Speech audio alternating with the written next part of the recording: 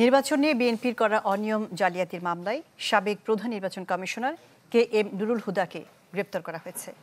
রাজধানীর উত্তরা থেকে গ্রেপ্তারের পর তাকে নেওয়া হয়েছে ডিবি কার্যালয়ে। 2018 সালে জাতীয় নির্বাচনে রাতের ভোটের জন্য সমালোচিত KM নুরুল হুদা।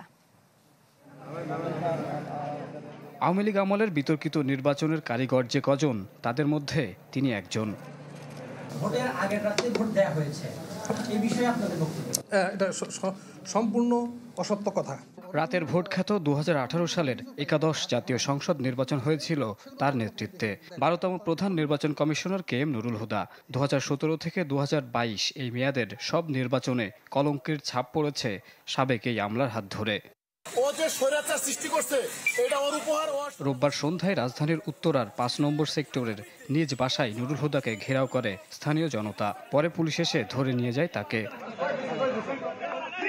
পুলিশ জানায়, রাজধানীর শেরেবাংলা নগর থানায় বিএনপির করা মামলায় গ্রেফতার দেখানো হয়েছে সাবেক প্রধান নির্বাচন কমিশনারকে। নির্বাচনী ব্যয় নির্ধারণ না করে ঘুষ দিয়ে অবৈধভাবে অন্য কাউকে নির্বাচনে জয় করানোর বিষয়ে যে অভিযোগ, সেই অভিযোগের প্রেক্ষিতে তার বিরুদ্ধে একটি মামলা রুজু হয় শেরেবাংলা নগর থানায়। স্থানীয় জনগণ তাকে নেয় এবং পরবর্তীতে পুলিশ হেফাজতে দেয়। পুলিশ হেফাজতে দেওয়ার পর এখন বর্তমানে সে ডিবি হেফাজতে আছে। এর আগে 3টে জাতীয় সংসদ নির্বাচনে অনিয়মের অভিযোগে শেখ হাসিনা, সাবেক 3 প্রধান নির্বাচন কমিশনার সহ 19 জনের বিরুদ্ধে মামলা করে বিএনপি।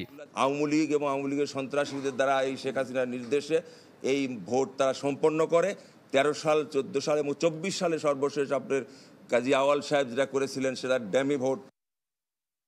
এরই মধ্যে অন্তর্বর্তী সরকারের পক্ষ থেকে আওয়ামী লীগ আমলে বিতর্কিত নির্বাচনে জড়িতদের ভূমিকা তদন্তে কমিটি গঠনের সিদ্ধান্ত নিয়েছে সরকার। এ বিষয়ে অনুসন্ধান করছে দুদকও।